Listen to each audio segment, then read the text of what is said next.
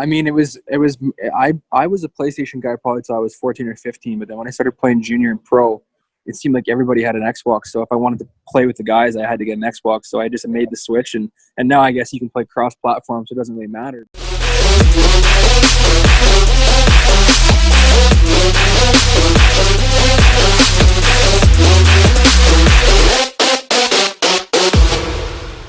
Is it just me, or am I losing my mind because hockey's not here? Is it just me that's just like I can't do anything anymore? Like I feel like I'm losing brain cells, not only from playing like video games, but just because I'm missing playoffs.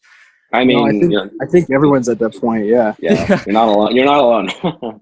Well, anyways, welcome back to the Underrated Podcast where we talk to you about sports and rant about a bunch of stuff that we think should be ranted about. A little bit of a different intro this time, but today we have a special guest. He is a defenseman for the Stockton Heat, and he is a Toronto Maple Leafs draft pick for all you Leaf fans out there. Andrew NIELSEN, thank you so much for coming on. Thanks for having me, guys.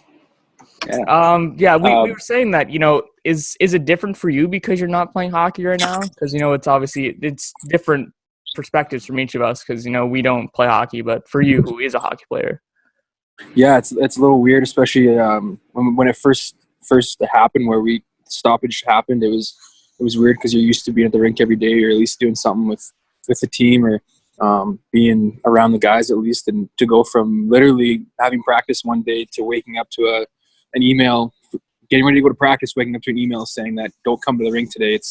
We have to not show up was pretty weird. And then you think, okay, it'll last a couple of days, I'll figure it out, and we'll be back playing. But what are we, 2.5 months into this thing, and it's crazy to think that the whole world basically shut down, and hockey becomes such a small thing when you think about it in the big perspective. But it sucks for everybody, not just hockey players. So I think for us to be able to do our part and not go to the rink and stay at home is such a small thing in the big picture. But again, it sucks for everybody. So are you, like, as it's starting to loosen up now, are you maybe getting like training in with some teammates? I live with Dylan Dubé of the Flames, so we kind of train together. I was lucky he put a gym in his parents' house in their garage, so I moved in with him probably a month into the quarantine, and we just go to the gym every day, and then he has a little shooting pad out inside of his house, so we shoot pucks for a couple hours and just kind of do what we can, and we try to stay active and try to keep your distance from people. But there's not a whole lot you can do. You still can't go to the rink, you can't go to the gym, there's no ice. So I think everybody now has a pair of those Mars Blade things, and you try to find some nice smooth pavement and try to stay on your rollerblades as much as you can. And it's cool, I guess, a little bit. Like, we've been watching those like old school hockey games, those 79, 78 Canada Cup Series games and old playoff games, and things that you wouldn't normally watch, right? But it's just weird times. So I think you're just kind of trying to find anything to stay busy. Has your kind of routine, like your daily routine, changed, or has it stayed relatively the same? No, it's definitely changed. I mean, you used to waking up at 7:30, 8 o'clock every day, going to the rink and working out and being around the guys and practicing and going on the road and playing games. And now you're waking up at home and doing a workout in the morning, and watching some TV, having a nap, and then working out again if you can. And the first couple of weeks were hard. I mean, you're bored, so you stay up till 2, 3 in the morning watching movies or playing video games with your buddies, and then you realize, okay, I can't be doing that. I got to get back into this. Try to keep as much of a routine as you can, but I think just the best thing to do is, like you said, try to keep a little bit of the same routine and try to stay on a good sleep schedule and nutrition, and not try to stay up too late and try to get out of the routines. So if it does come back, you're kind of a little bit ahead of the curve a little bit. That's awesome. And we know like how you started playing. You started playing in 2013, or when you started making a name for yourself with the Red Deer Chiefs back in your hometown of Red Deer. Was that kind of where you thought that you could possibly start to get noticed by maybe in the future the WHL and then possibly the NHL? Yeah, I mean, for me growing up, it was a little bit different path than most guys that get drafted and end up playing in the American League of the NHL. I never played AAA or or the highest level until I was 17, 18 years old. And that year was pretty much a make it or break it for me. I said if I didn't make the AAA team that year, hockey probably wasn't going to be the path that I took. And I decided that summer that I was going to put a good summer of work in, and came to those tryouts when I was 17, and made the AAA team. And then I think a month into the season, I got put on Lethbridge's protected list. And when that happened, I started to think, maybe if I took this a little more seriously and really went to work and focused all my efforts on hockey, that maybe I don't know what was going to happen, but I just thought I'd give it my best shot, and ended up going to Lethbridge that next year with no expectations. Just wanted to have a good training camp. I'd never been to a junior camp before, so I just went in and worked my hardest, and I ended up making the team and had a pretty good rookie season. And I played with some good players. I mean, our team didn't do too well overall, and I think that it kind of sucks that we didn't do good, but I think it helped me being able to play more and play in some situations that I normally wouldn't have gotten to play on in a better team. And I think that showed NHL scouts that I was a project and was willing to learn and had some potential. So I think that I got put in a good situation with good players and a good staff, and I think the rest is just all hard work and being ready and dedicated to the game.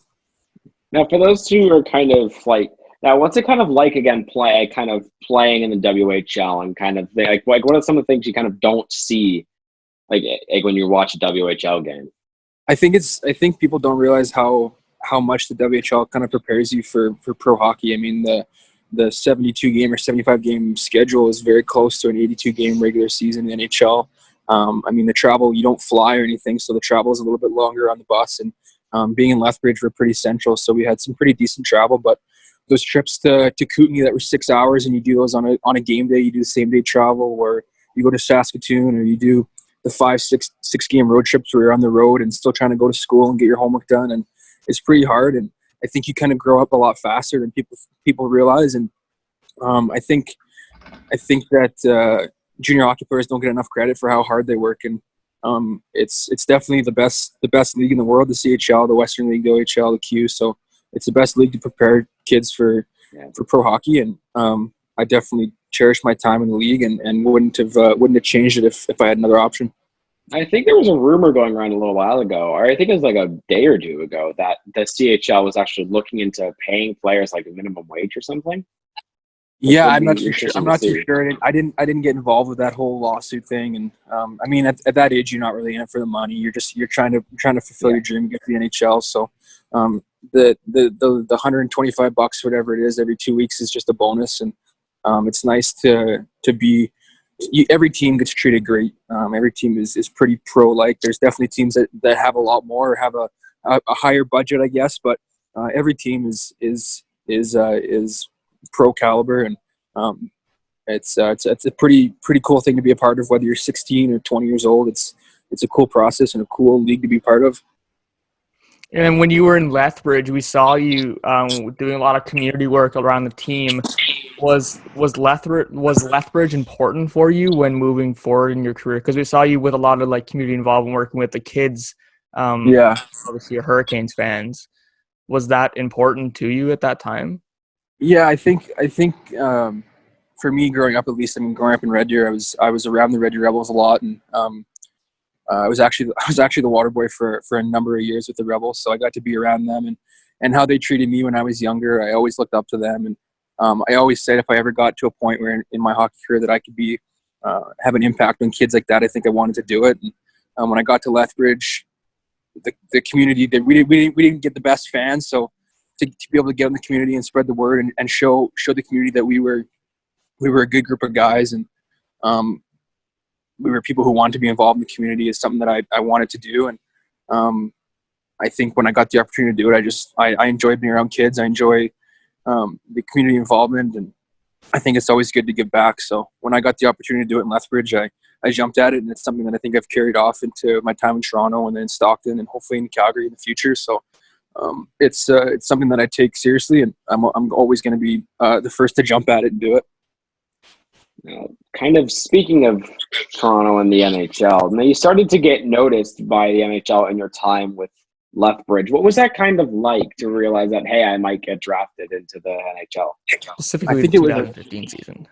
yeah, I think it was a whole new experience for me because when I made Lethbridge that year, I was not even thinking a little bit about the NHL draft, and um, when I started to have a pretty solid first half, my name kind of got thrown around in some draft things, and I was like, okay, it's just a little bit of chatter, and then you start talking to scouts and you start talking to people that are in the business, and they say, hey, like this is a serious thing, you start considering it. So I mean, at that time I didn't even have an agent because I came out of midget and didn't have anybody, so I found myself an agent.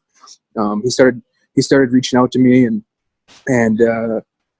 hooking me up with scouts after games, or people are watching you, and then you start getting letters from teams, and then after the season, when the whole draft process kind of heats up, you get invited to the combine, which I thought was really, really cool. I wasn't expecting to go, and when I got my invite to the combine, I said, you know what, this is for real. And then you get there, and just the whole draft process is pretty cool, and that's kind of why I feel bad for the kids that are going through it this year. They don't get the experience of going to the combine and getting the full draft year experience, but I think you just kind of cherish it and soak it all in and appreciate the process and just continue to work and when the day comes, it's a pretty cool feeling.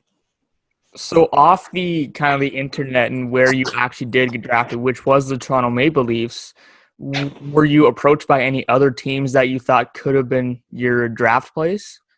Yeah, I mean, teams talk to you throughout the year. I mean, nothing is set in stone until it actually happens, right? So you can hear things, people can tell you things, and at the end of the day, the team has to draft you, right? So you can talk to teams and they can tell you, hey, we like you, we'll take you at this spot, or if you're available, blah, blah, blah. But I think the biggest thing for me was not trying to get too wrapped up in it and just continue to play hockey, and whatever happened, right? So when I knew I wasn't going to be a first-round pick, so I mean, I watched the draft the first day and the first round just because I knew a lot of the guys playing and was happy for all of them. And then when day two came, I kind of started to pay attention a little more, and I wasn't really expecting to go that high. And when I ended up going in the third round, it was surreal. And I was with my friends and family at home. We were just watching the draft, and my phone rang. My agent called and was like, "Holy crap! I mean, you went to Toronto, blah blah blah." He was more excited than I think I was, but no, it was a pretty cool feeling. It's something I'll definitely remember for the rest of my life. And to go to a team like Toronto is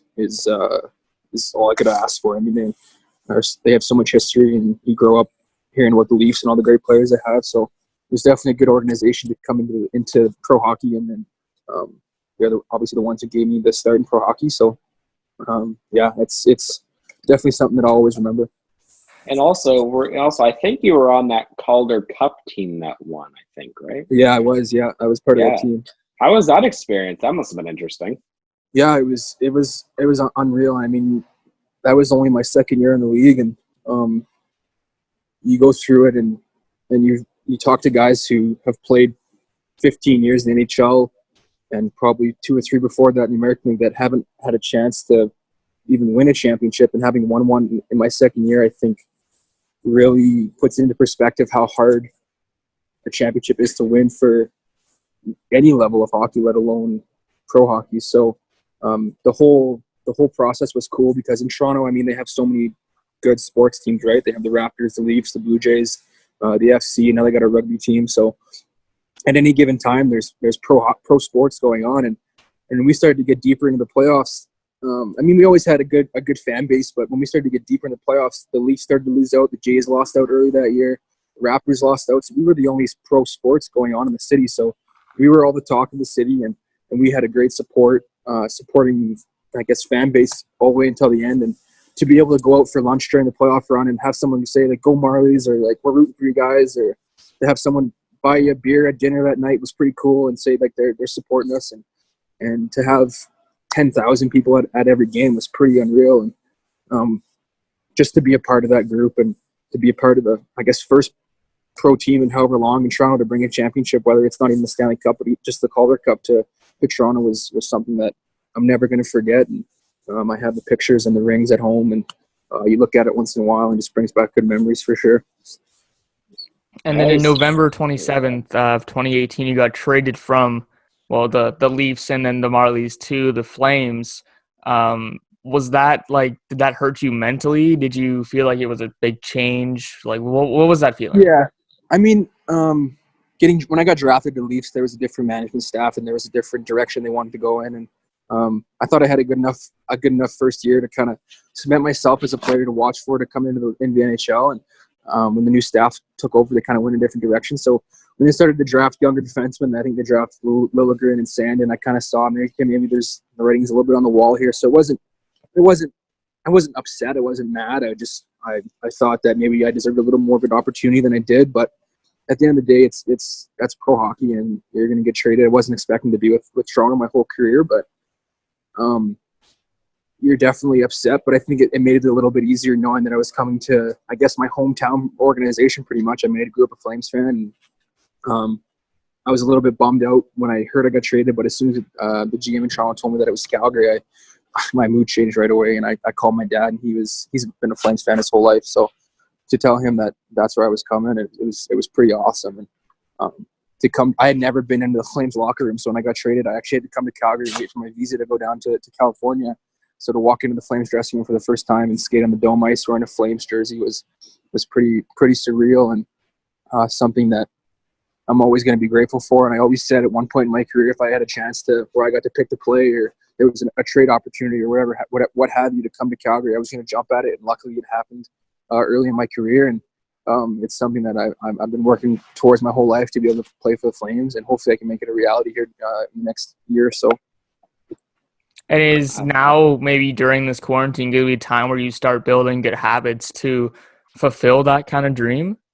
100%. I mean, you really can look at it one or two ways. You can say, oh, like, screw this, like, season's not going to start. I don't really need to train right now. I don't really got to have good eating habits. I can go crush 10 beers or whatever every night. But I think you take these extra, I mean, if this is the end of the season, you take 2 weeks and you get right back at it. But I mean, now you can kind of train like you're training in the summer and then get back into the swing of things.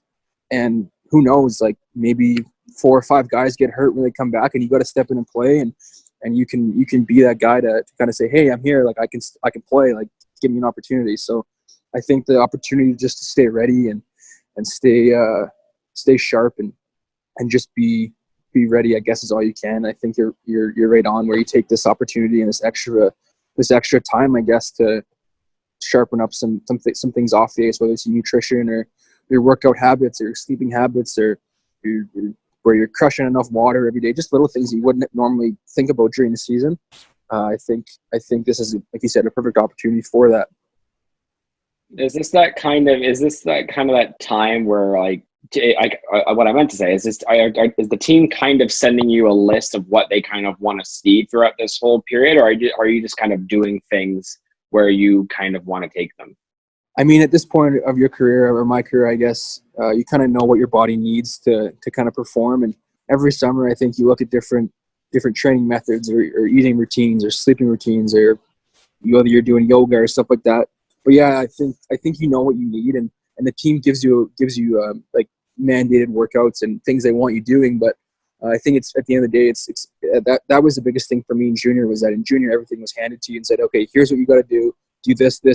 And pro, it's pretty much up to you. So they give you workouts and they give you things, but again, you know what your body needs, and you can go ahead and do that. And they kind of ask you what equipment you have. You had a treadmill, you got some dumbbells, you got some bands, and they'll give you specific workouts for you. And that's the nice thing, is that everyone's different, and they tailor the workouts to you and your body type and what you need and what they want to see from you. So to answer your question, I guess, yeah, they kind of set a little bit of a path for you to workout wise and conditioning wise. So yeah, for sure, that they definitely give you a little bit of a template.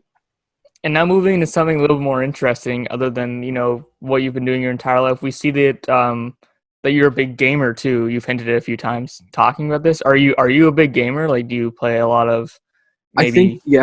I think during the season, just it's more downtime, because you're at the rink from 9 until 2:30, and then you're home, and usually me and my roommate would watch 2 or 3 hockey games a night. So until those start, you need something to do, and I don't really like to nap during the day. So I started playing Fortnite, and I think it's just a good way to stay connected with your buddies, and stay connected with your buddies that play in other teams, or your buddies that go to school and stuff like that. So I enjoy it. I know GMs and guys up top aren't the biggest fans of video games, but I think that's where our sport is changing, and is that the social media, the video game side of it, the esports, and it's just another way for players to show their personality. And I'm not a 9-10 hour a day guy, but I'll definitely hop on for an hour and a half or 2 hours a day. And I haven't played actually in probably 2 or 3 weeks, so it's been kind of a nice break. But I'm looking to get back into it here for sure. And now here's a little bit of a debate Here's question the for big you. question. Yeah, it's all there on gaming. Everybody has different opinions. Are you PS4 or are you Xbox? I'm an Xbox guy for sure. Oh, okay. Who are you guys? Funny enough, I have both. I actually do have an Xbox One controller with me here, but I have like the one from 2015, and compared to the new PS4 that I have, I definitely would prefer the PS4, only because this lovely thing, the Xbox One, loves to overheat on me. So I personally have just gone the route of PS4 with a computer fan on top of it. So.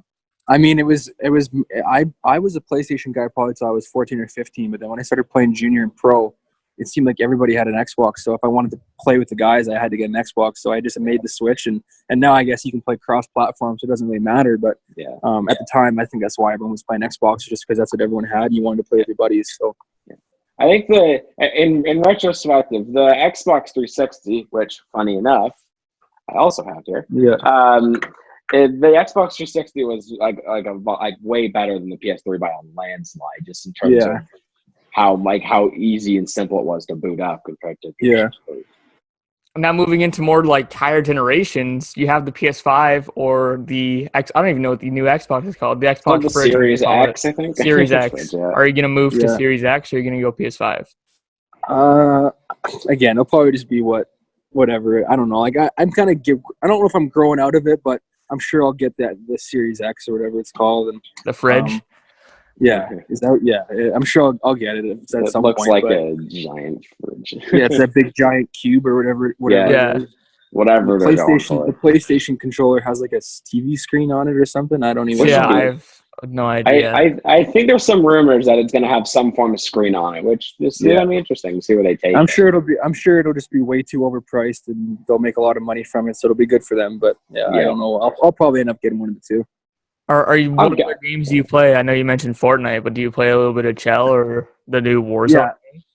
Yeah, I got into Warzone for a bit during the first little bit of the quarantine. My teammates are big Fortnite guys, so if I wanted to play with them, I'd play Fortnite a lot. But I'd hop on Warzone by myself, and I like those Forza games, those racing games.